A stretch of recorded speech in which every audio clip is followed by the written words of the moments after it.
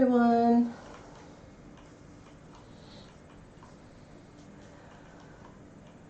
I forgot where the go live button was. I think everything is in the frame. If the audio is a little off, just let me know.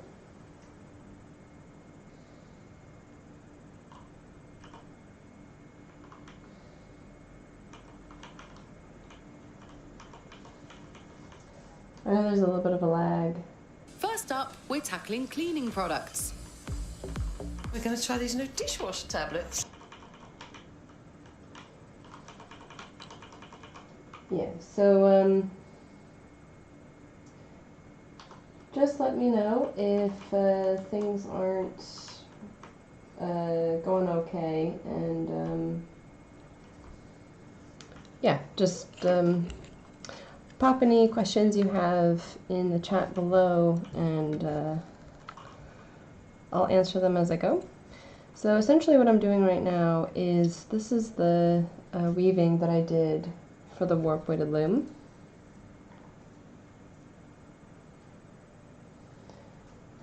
And it wasn't quite as long as I wanted it to be, but hey, sometimes that's just what it's like. But what I want to do is eventually weave these ends into the warp weighted, or sorry, the warp, sorry, I'm losing my words here because I'm trying to pay attention to what the stream is doing. But yeah, I'm just trying to weave enough with this tablet woven band so that when this is secure enough, I can start weaving these warp threads as the weft of the tablet band, and it will sort of mirror what I did here at the start. So this is my starting band, which you can kind of see some of the scarring here where it's a bit wobbly when I had it up on the loom.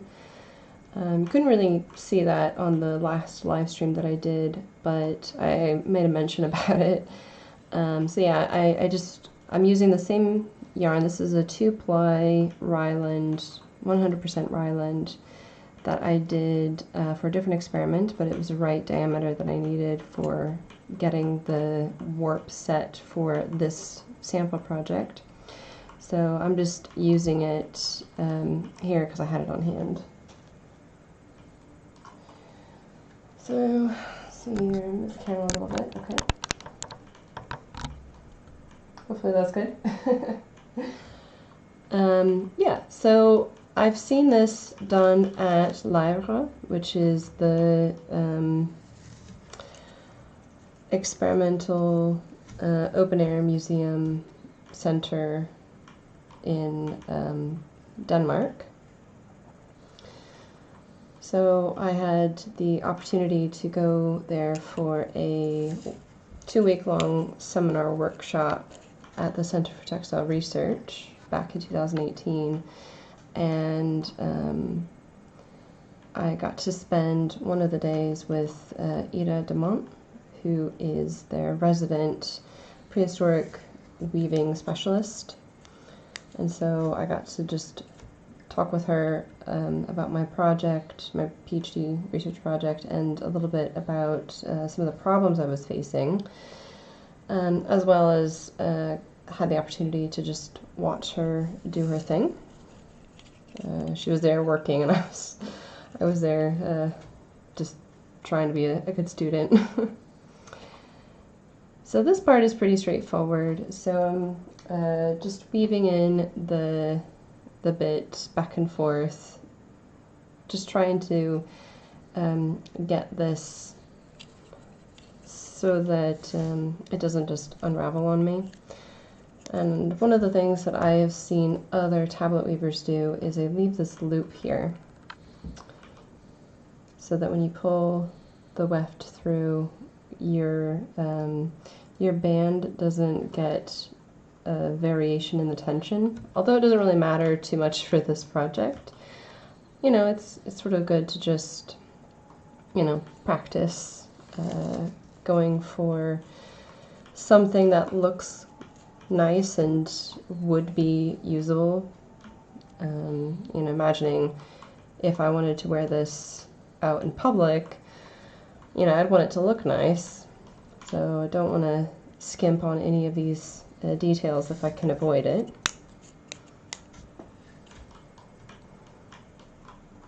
And I'm just using my finger here to kind of help sort of push the weft down as I go. You can use a little shuttle for this, but a finger works as well. I'm not going to be using a lot of yarn anyway, so I don't need a shuttle. If you're doing a longer piece, obviously you would. And if you watched my going to Belgium but didn't really video about 2 months ago now, I also am engaged in this process, although I think the yarn I was using was a little thicker than this one. Yeah, so this is just a plain weave. There's nothing special with this setup here. One thing I did learn is it's really difficult to do tablet woven bands with singles, but plying is relatively rare in prehistory, especially with wool. So I don't know how accurate any of this would be for Iron Age Britain, which is the period that I studied for my PhD, but I'm just trying to get a sense of the variety of techniques that would have been available to Iron Age people, because we do have some bone tablets from Scotland in the archaeological record. So the sample that I wove is plain weave, and it is not all that beautiful because I was interrupted quite a lot, and it had been a while since I did any samples before, so I struggled really a lot with the edges. I'll show you here real quick. I just put these pins in here so that it keeps it together, so it's easy just to pick up where I left off. And unfortunately, I didn't have a nice blanket that was a contrast color, but if you can't see this, I will take photos and it will go on the blog at some point when I get time. I do have the footage filmed from my last live stream that I was going to splice in. I've been having issues with getting the program to work after the recent Windows update that I did, and so I can't open up my software to edit any videos, so it's kind of annoying, but there you go. But maybe you can kind of see here where the weft is really bunched up in this middle part and not so much here. And if I try to show you this bit in the middle, it will look nice and even. It's actually quite dense in comparison. For whatever reason, the middle of my weaving, all of the weft, or all the warp threads just kind of congregate there. And it doesn't matter if I have an even loom weight set where all the loom weights weigh the same, or if they're really heavy or if they're really light, it doesn't matter. It doesn't matter if I use light loom weights in the middle and heavier ones on the edges, or vice versa, which is what I did for this one. I had the heavier ones in the middle and the lighter ones on the outside. And I think this is just a matter of technique, not anything to do with the setup, because it's a consistent problem, which must mean that it has to do with user error. Which, you know, fair enough. So I'm just going to untie this because you might be able to see how these threads are twisting a little bit. And it's if I had a different setup, like if I actually had more knowledge of how to tablet weave, I have very, very beginner knowledge of how to do this. This twisting problem with the threads wouldn't be quite so bad. Oops, sorry.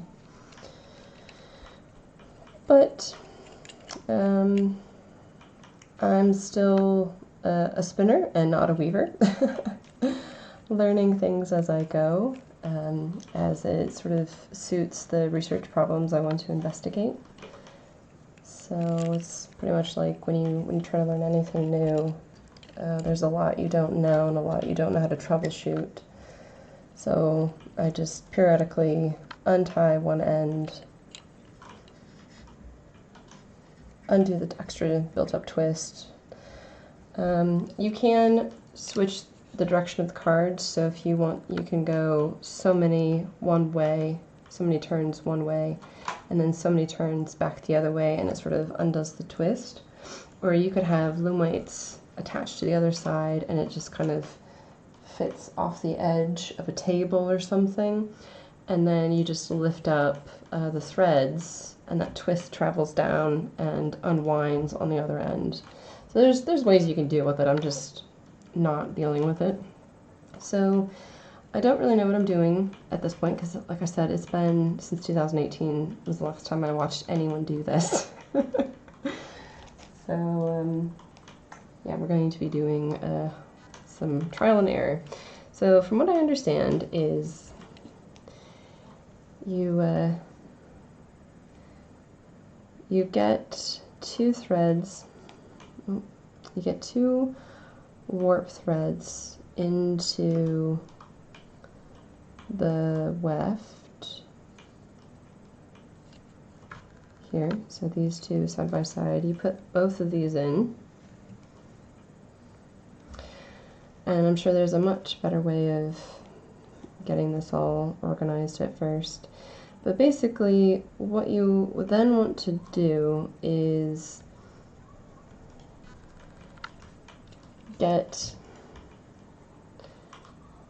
when the cards turn, you're going to take one of these and pass it through, and then the next thread, which will be warp thread 3, it will go down into the weaving. So hopefully this will make sense once I get going. And if you have questions about other stuff too, just let me know. I don't think I'll be able to finish this during the entire live stream, but I will try to get some of it done so that you can see this madness I'm talking about here. So I've got the warp threads from the warp weighted loom weaving as the weft now of my tablet woven band, and I'm going to rotate them. Sometimes they catch just because the tension is a bit loose, so that it's easy for me to work with it. And now we're taking warp thread number 2. We're going to pass it back up through that spot. And then we're going to find warp number 3 here.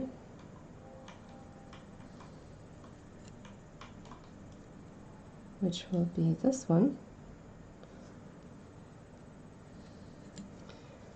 And then we're going to pass this one down through as the weft. So you should see sort of 2 loops forming. So there's one loop here, that's from warp thread number 3, and there's one loop here, and that's from warp thread number 2. And then rotate everything like so. And now I'm going to pull on warp thread 2 and then warp thread 3. I'm going to pass warp thread 3 back through, and then I'm going to find warp thread number 4, and then that one is going to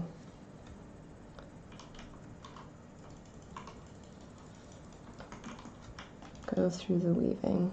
Hopefully I'll be able to keep this tension quite even the whole way.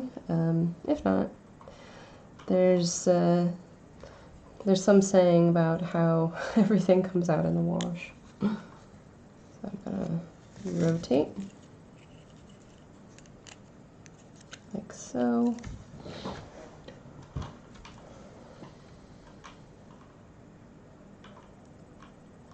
I'm gonna pull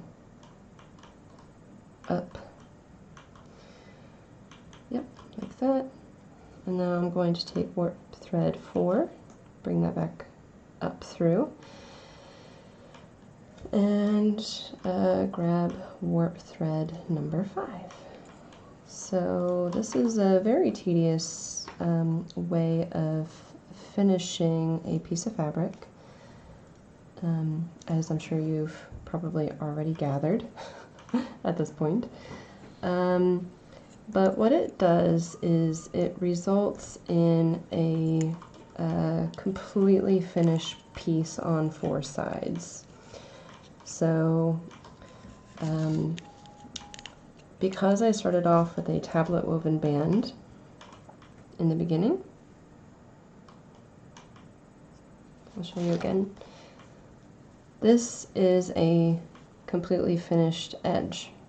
And because it's woven from side to side, all of these loops are encased. So that's each of these is the wefts, and the loops on the edge, that's one selvage. So we've got that on both edges here. So that's an edge, and that is an edge. So there's 1, 2, 3 edges that are completely finished this way. And then this being the bottom is edge number 4, so your entire rectangle will be completely finished with without needing any kind of hemming or like rolling a hem or stitching anything with a needle. Although I do have a couple of examples I was going to show you on the stream so that you knew what I was talking about.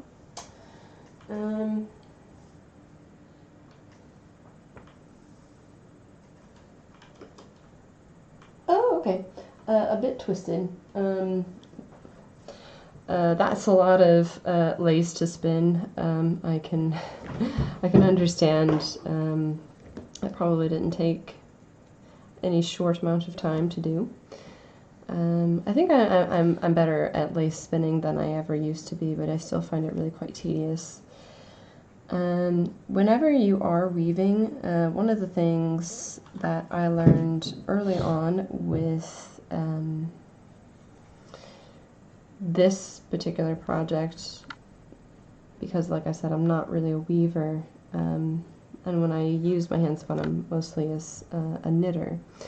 So that joining technique, the video that I just posted about making joins, will be very important when you're using a single, because there will be a tendency, when even if you're being very, very gentle and careful, there will be a tendency for that join. So like if there was the join between these 2 fingers, that spot, if you push one way or the other, depending on how you're weaving and how you're beating the weft into place, if you catch a bit of the fibers that didn't quite get stuck into the yarn, that is just going to come up as a lump and a weak point, and it will break. So there were a couple of breakages in this warp, just because again I'm still learning, and this is the warp I used was commercial spun, and it wasn't quite tight enough for this project. But it being at 30 degrees twist was sufficient to show that you could weave with a lower twist yarn and really heavy loom weights. So I'm glad you found that video, and thank you for watching.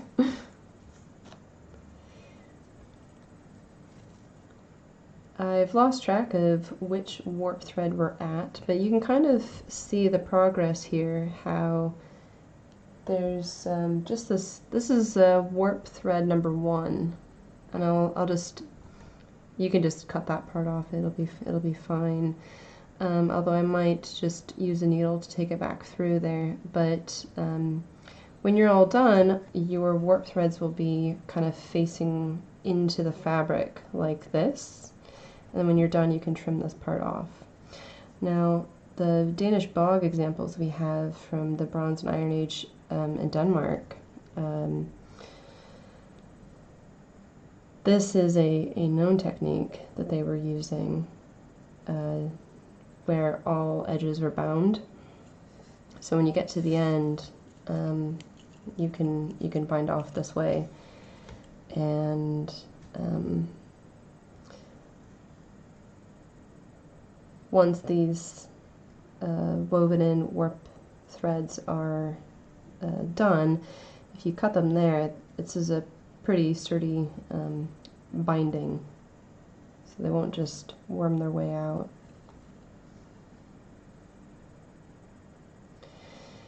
If anyone else has questions about spinning or what I'm doing or who I am, just feel free to pop that into the chat and I will address them as I can.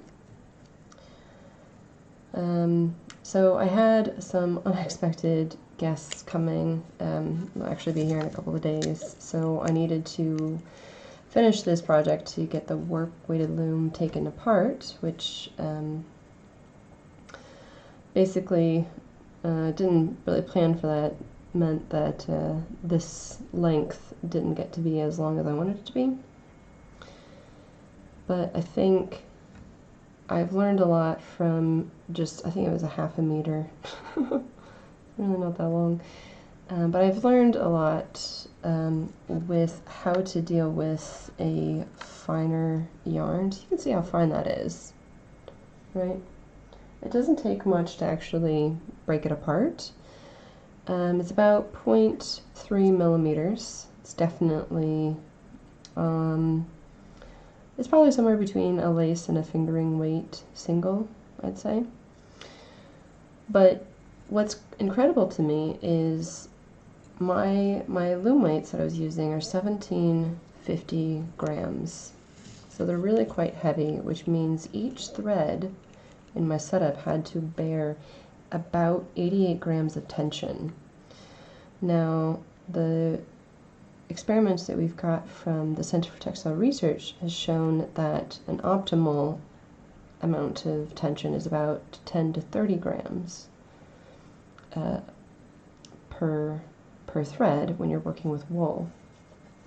So this is more than double what is considered optimum, and that's based on, you know, people who have done a lot more experimentation and know a lot more about weaving than me. So I think with all things with experiments, it's important to kind of investigate those boundaries, because even if you find something that's optimal, it's not necessarily as useful as you would think, because it sort of keeps us locked in this thinking that, oh, people only used this sort of loom weight setup. But then how do you explain what the loom weights people were using in Iron Age Britain were making with them, because they're so heavy? And I think the experiments that I've done with the Danebury Hillfort loom weights in southeast Britain have shown that there's a little bit more about the story that hasn't been fully investigated. So just adding to that whole body of knowledge, sort of questioning, well, if they have them and they could use them, what would the fabrics look like? And so that's what this experiment was kind of doing, looking at whether or not it's possible that people in Iron Age Britain, Danebury, could have produced decent textiles, these sort of fine category textiles. This is a 10 by 10 warp by weft, balanced tabby, slightly warp pronounced. And this is according to the Danish scholars from like the 1930s, 40s. This is considered a fine textile. Normally what you would get is somewhere around like between 3 and 8 warps per wefts. Obviously the fewer number, so like a 3x3 would be a really coarse fabric, and 10x10 would be more fine, but there's also the openness factor, like how much coverage you get between the warp and the weft. So those fibers can fill in the gaps between warp and weft. And this also varies according to the weave structure you're using. So if you're using tabby, they're not going to get as close to each other in the warp or the weft, because there's another yarn going the opposite direction, kind of preventing them from getting closer. So I don't know if this is technically what Iron Age people in Britain might have done, but I'm showing that it's possible. They could have if they so desired, and I'm willing to give them more credit than myself, because I don't do this for survival. I do this more for education and just trying to understand stuff in the world. So if I was really pressed to wear what I've woven, I might freeze to death. So I'd like to give them more credit for their abilities than mine.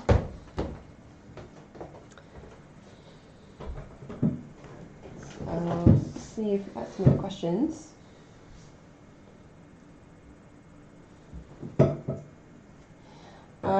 Okay, yeah, so a bit twisted, just going back to what we were talking about with the splicing, the joins. If you do experience that, I had a really beautiful scarf I wanted to weave, and I used alpaca and did all the things you're supposed to do to kind of rough up the, or sorry, not rough up, to felt and fold the alpaca into the single so that it's a bit sturdier as a single, and I didn't quite fold the yarn the way that I should have, and so it was extremely delicate. So I just totally forwent the using the heddle to beat with the weft. So I did a process of putting in the weft, changing the shuttle, or changing the heddle rod, and then beating down with a pickup stick into the weft. And it took me probably 2 months to weave a scarf that's it was 32 inches wide. Yeah, so if you found that you've already spun the yarn and you are interested in weaving with it, you can continue with that project. Just bear in mind that you might need to be really, really gentle when it comes to weaving. Just trying to get this twist out.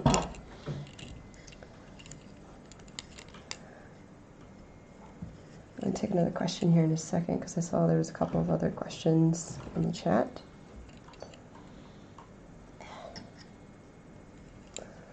Apologies for my voice. I've also had a lot of congestion in the last week. My throat is just not having it today.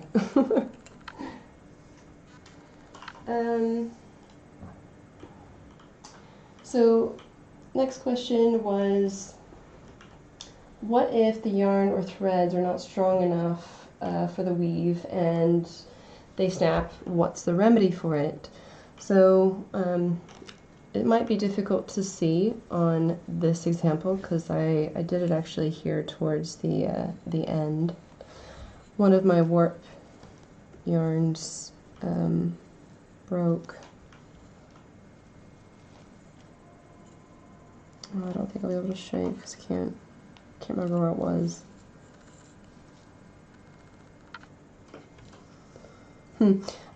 Essentially what you want to do is,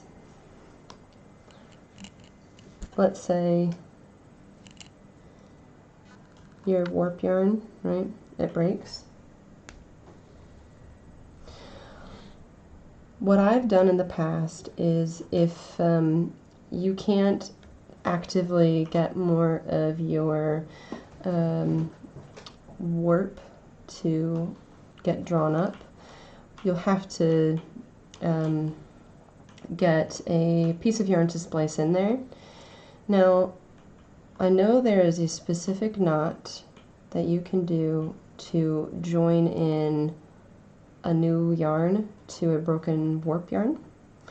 I don't know how to do that, and I have been extremely lazy to find out. But essentially what I do is I will do an overhand knot like this, and this actually works really, really well on the rigid heddle, which is what I'm using right now. It's just the Kromsky heart bloom. I've turned it upside down to use the warping pegs.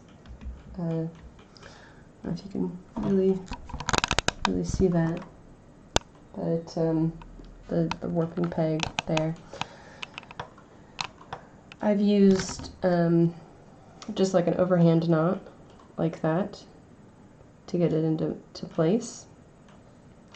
And then the next thing I do, especially if you're using a single, which is what these are, you always want to give it some extra twist like this before you splice this into your warp.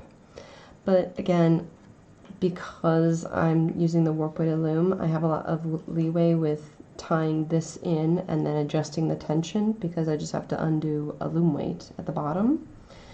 And so making this kind of fix is a lot easier than it is with a rigid heddle.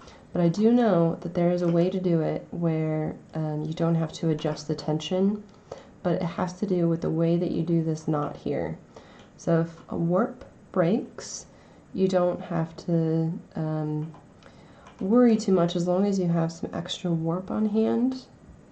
That way you can splice in a piece of the warp with I think it's called a weaver's knot, and then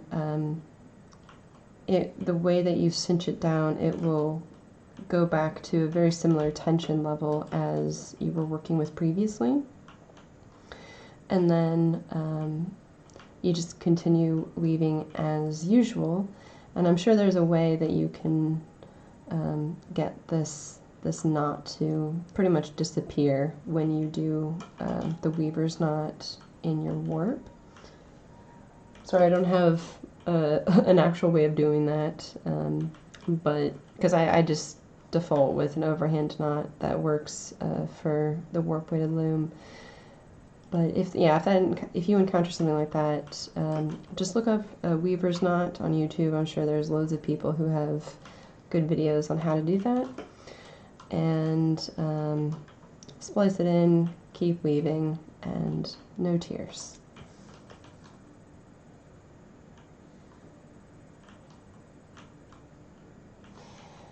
Yeah, so the reason why I'm weaving with the cards rotating in one direction is because of the way that it looks on the pattern, and I appreciate that you can't really see this on with my webcam, but all of the yarns getting twisted in one direction will mean that this will look really consistent in the end.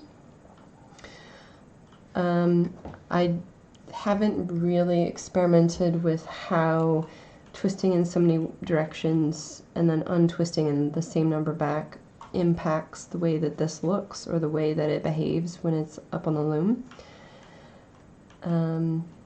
Because usually I'm just interested in getting the warp put onto the loom so that I can weave.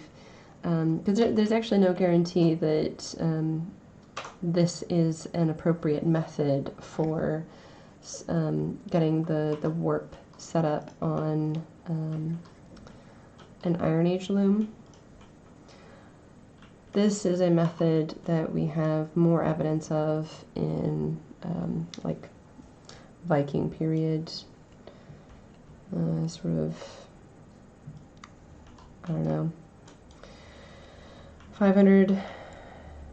about 500 years after the period that I've researched. So I don't really know if it would be appropriate to use beyond the need to get something set up, because I'm not really interested in how the setup worked. I'm more interested in what could the weave look like. But there are definitely some tablet weavers out there who have made historic reconstructions, and actually there's some prehistoric ones you can find on YouTube, where basically the pattern will have you go so many turns forward and so many turns backwards, but there are some patterns that will naturally be twist neutral, so you don't have to worry about the untwisting of the threads like I've been doing. So sometimes the pattern was designed so that all you have to do as a weaver is keep turning them forward, but because of the way that the cards are oriented, they won't accumulate twist like they are for me. Hopefully that makes sense. Let's see here, what did I just do? I put that one through. I'm trying to be very careful about grabbing the next one in line and not accidentally skipping one. Not that it would make a big deal, but just trying to get it as close to right as I can first off. And actually, I will say I'm doing a far better job than I thought I might with getting this tablet woven edge in place.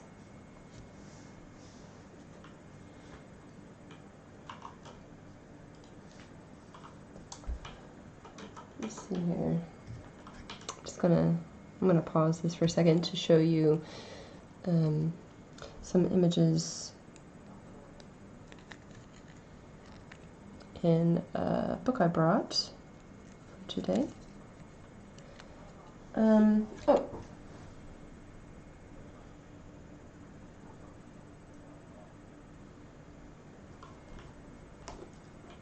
Oh yeah, that's interesting. A Bit Twisted said that they've used pins to hold a piece of warp into place, and you just kind of weave over it. That's interesting. I think that would be a useful video, because I mean, there's not just one way to get something like a warp thread that breaks. There's more than one way to fix that problem, so that you keep weaving and you don't alter your weaving setup. Oh, that looks kind of nice. I don't know if you could really see that on this side, but yeah, it's pretty sturdy. Don't feel any give. And once this gets washed, it'll be a lot nicer. It'll even out the weft a bit. Yeah, I used, so these are the Osseberg style weaving tablets. I've actually got a lot more of them, just using, I think there's 10. Yeah, there's 6 here and there's 4 here. I was using, this is the yarn that I used actually for this is hand spun Ryland. This is what I used for my experiment in Belgium that I ended up not being able to go to. I was using it as a shuttle. But yeah, you can make these out of lots of different things, like if you have cardstock or if you have balsam wood. I made some when I was living in South Korea. They were just, I don't know, some kind of card game cards for kids that was sort of all the rage at the time, and I made squares, cut the card, and then I made X's to find the center and where to put each of the holes on the corners. And I did that. I mean, it took a little while to actually make the cards, but to use them, it was really easy, and I actually still have them with me here. But these are obviously much nicer for video than the ones that I made. But yeah, making cards is pretty easy. Weaving, you know, it's pretty straightforward. You just thread the cards all from one side, and then you just weave with the cards turning forward, and each turn is actually a quarter turn. So to get this hole back up into that position, you have to make 4 turns as it goes around. But yeah, if you have an inclination to do a video showing us how you splice in the warp in a broken warp setup, that would be great. Let's see here. So this book, Textiles from Hallstatt, is really great because at the end there's a catalog, so you can kind of see all these images here of the fabrics. So at the very end there's a bunch of pictures and diagrams and more details about the fragments that have come from these salt mines from the Bronze and Iron Age. But what I wanted to do was show you some pictures from here. And of course I didn't have them already pre-selected, but this one, for example, this is a tablet woven band from the Hallstatt Mines, Iron Age.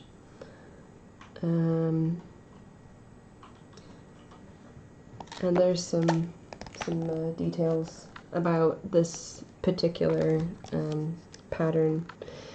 Now, I'm not exactly sure, but you can see here in this diagram how they've got the cards are threaded in different ways to form different patterns. So in order to do that, it's quite sophisticated, comparing that to what I'm doing here, which is just essentially trying to get this edge bound.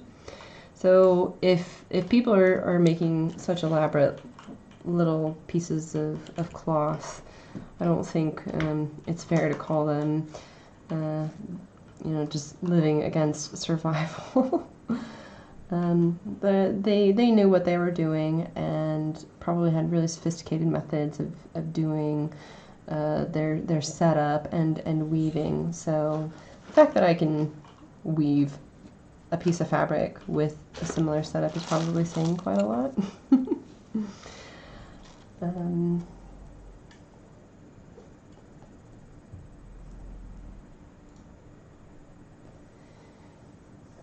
Yeah, and if you want, you can post a link to your video in the comments below, just so people can find it, since we've been talking about it in this video.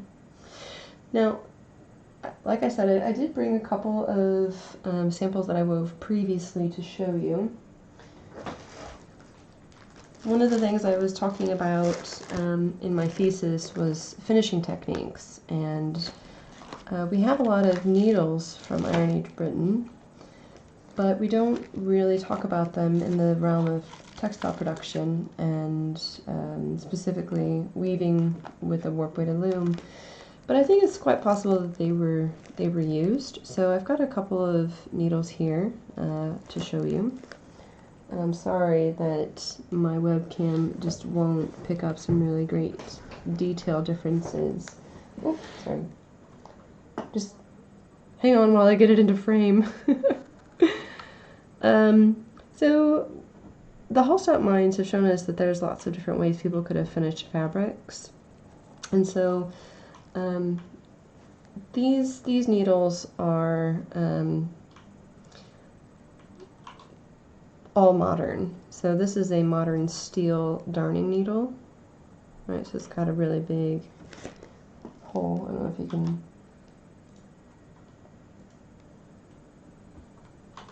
see that.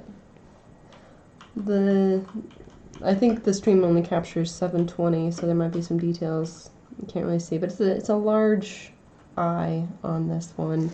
And then I've got two other needles here. This one here, this is made out of antler, and then this one is made out of horn.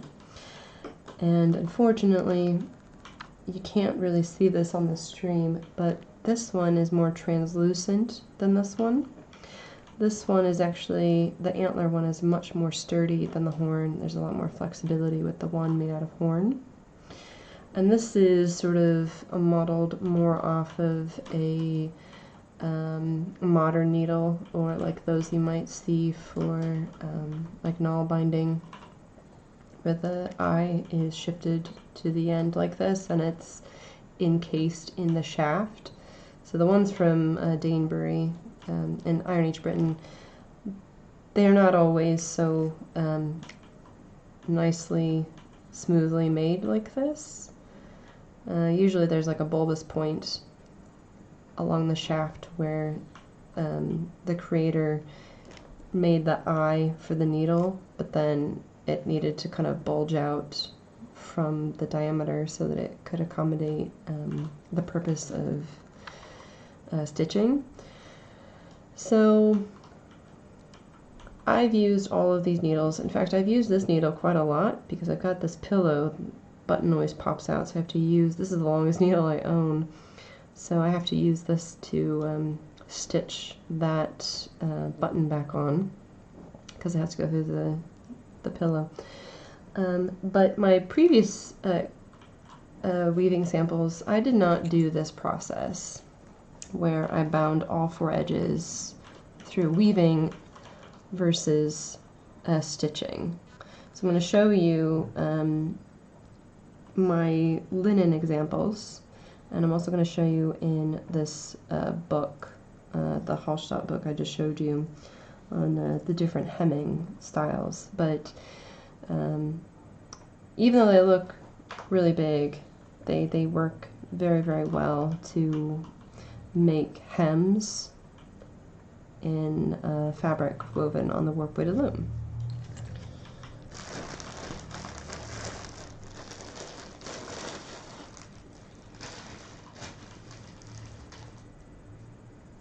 Oh, your main fiber you work with is flax. Well, this is a flax. This is linen. So this is a comparable fabric to the one that I did out of wool. This is 8 warps by 8 wefts, and I don't know if you can see this. It's a little thinner here and more dense here in the middle. Now it always starts off very nice and even at the beginning, but this is the end, so by the time I get to the end, all of the warps have a tendency to kind of migrate towards the middle. And this weaving sample, all of the loom weights weighed the same. And in this other sample that I have here, this was woven with a heavy loom weight set, and this one was with a lighter loom weight set, and they both produced the exact same results, where it's thinner on the edges, right, where the warps have more space than they do here in the middle. And you can actually kind of see that there's difference in flexibility just because of that. So I think this is a matter of technique than weaving, or like how I've got this set up with the weaving. But I wanted to show you, if I can, on this side. So all I've done is I've created a very simple hem. So I cut all the warp off, and then I rolled it up twice. So can't really tell on the edge here, but maybe if I get my nail in there, you can maybe see there's a couple of layers. So all I did to create this was, if this is the raw edge, I just rolled it up once and then twice, like that, and then I stitched this part down, and I just did a whip stitch. Mostly I've used these fabrics to show in some papers that I've published on my experiments, and sort of as, you know, things to show supervisors and other textile scholars sort of what I've done, and trying to like make sense of what this means and like how to move forward. So yeah, I've just, gosh, I wish I could show you in more detail, but I've basically just done sort of like a whip stitch, which kind of works in sort of like a circular pattern down the hem, and on the other side it should be nearly invisible because I've gone in between where the warps are.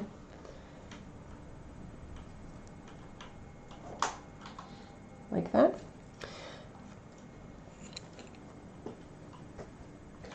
So that is basically how I've been finishing most of my projects. But I also wanted to talk about one other type of hem.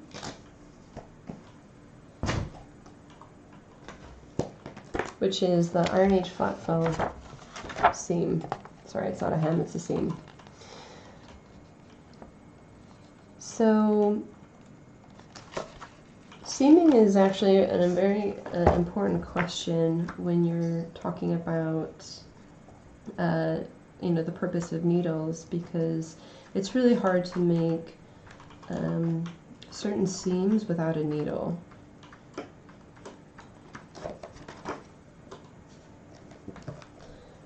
So yeah, so this is sort of like yeah,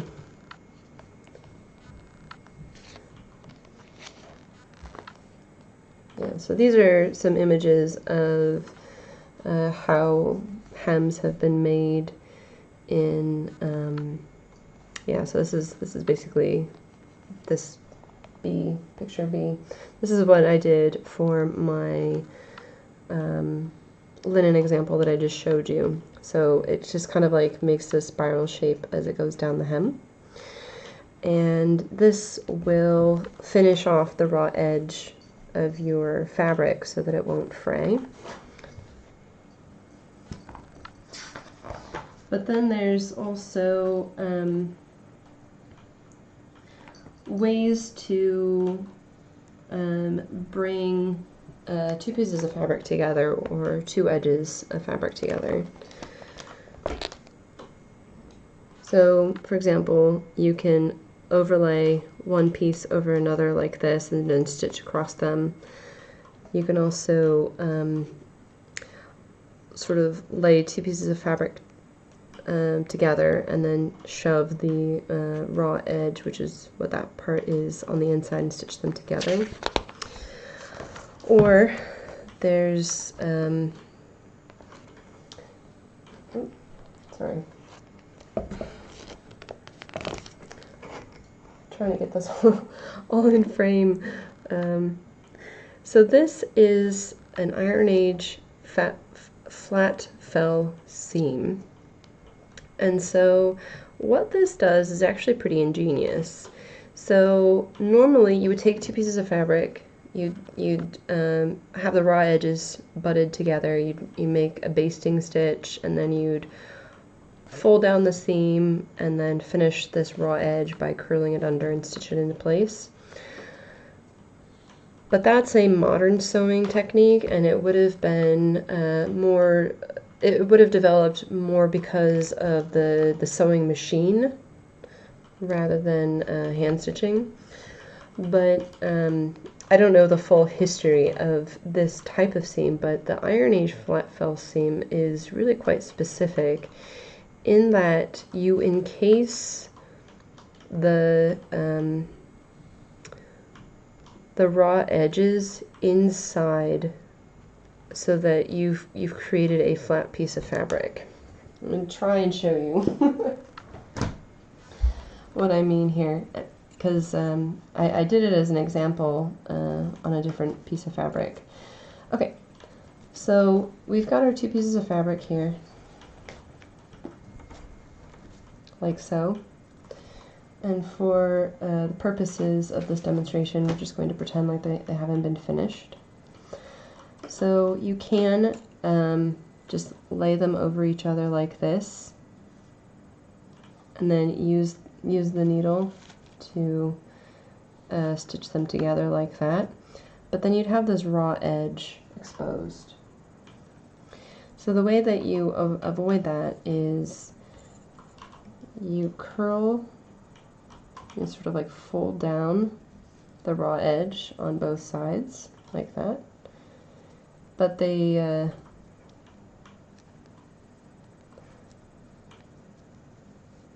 don't get exposed on the other side.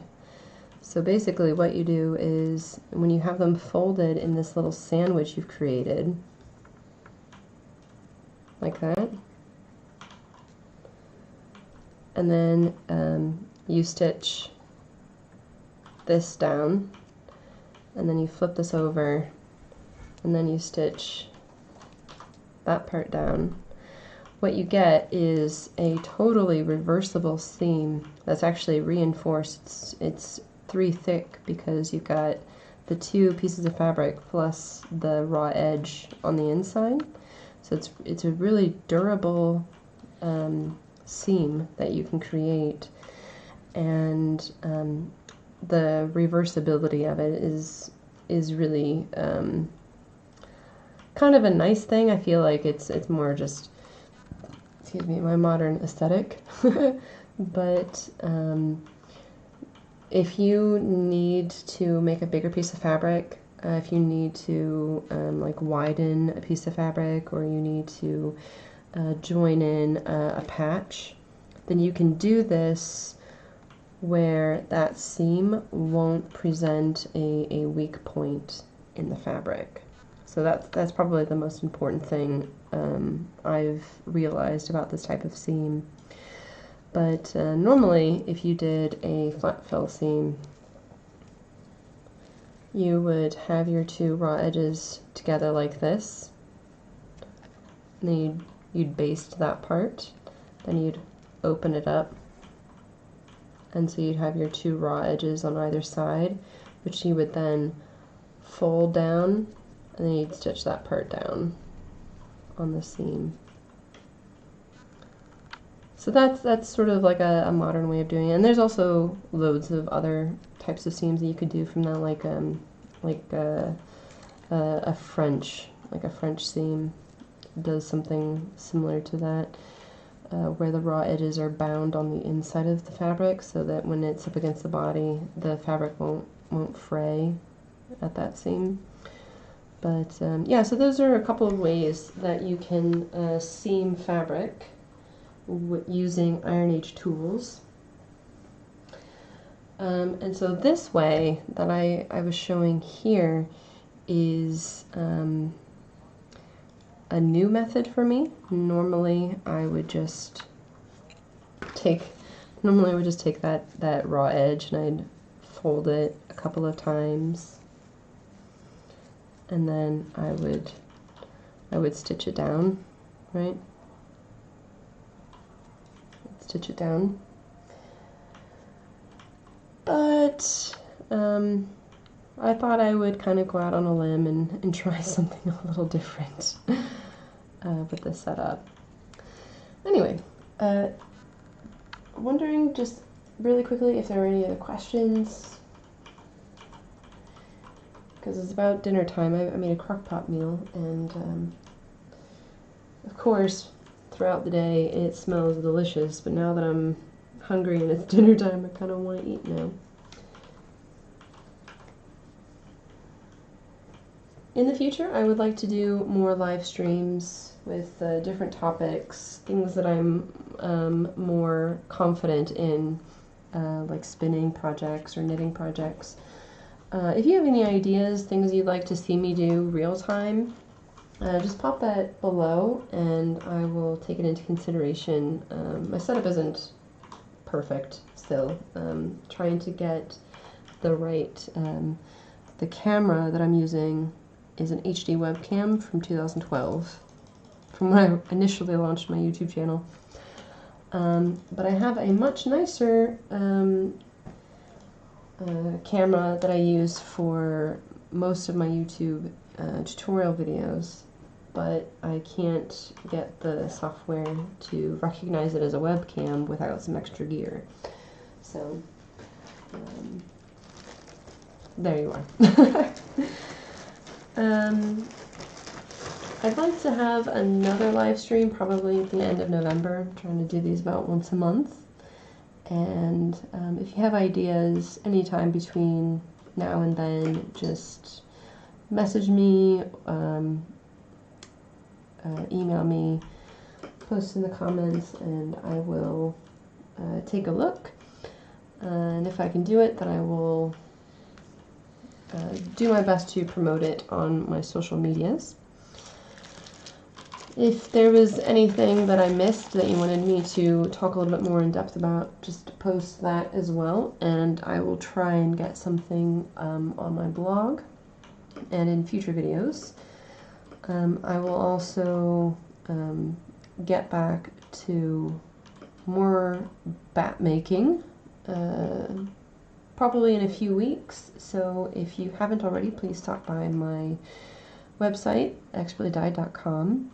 Take a look at what I've got, and if you have any sort of custom ideas for dyeing or hand spun, just let me know, and I can see if I can get you what you need. But yeah, so thank you so much for watching and being here while I at least start on weaving this selvage together, and I will see you in the next video. Thank you so much for watching. Bye!